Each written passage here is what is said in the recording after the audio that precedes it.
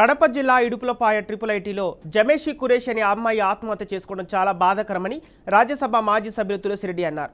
వేంపల్లి ప్రభుత్వ ఆసుపత్రిలో కురేషి తల్లిని కలిసి ఓదార్చారు. కాలేజీ యాజమాన్యం విద్యార్థులతో జాగ్రత్తగా ప్రవర్తించాలని, ఇలాంటి సంఘటనలు జరగకుండా జాగ్రత్తలు తీసుకోవాలని తులసిరెడ్డి కోరారు.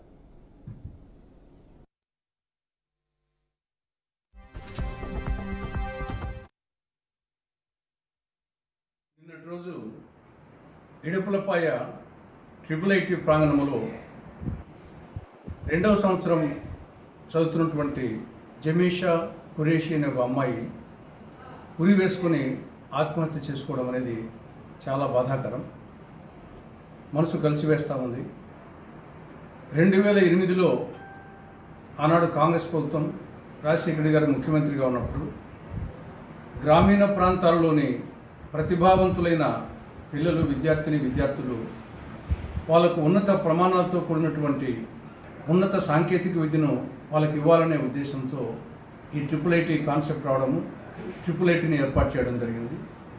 బట్ ఇక్కడ చదువుకునే పిల్లలందరూ కూడా గ్రామీణ ప్రాంతాలకు చెందిన వాళ్ళు, చాలా ప్రతిభావంతులు. కాబట్టి అటువంటి వారి జీవితం అర్ధాంతరంగా ముగియడం అనేది చాలా బాధాకరం. ఈ పిల్లలందరూ టీనేజ్ వయసులో ఉండే పిల్లలు. ఆ వయసులో చాలా సెన్సిటివ్గా ఉంటారు. కాబట్టి ఫ్యాకల్టీ కానీ యాజమాన్యం కానీ వాళ్ళతో చాలా కేర్ఫుల్గా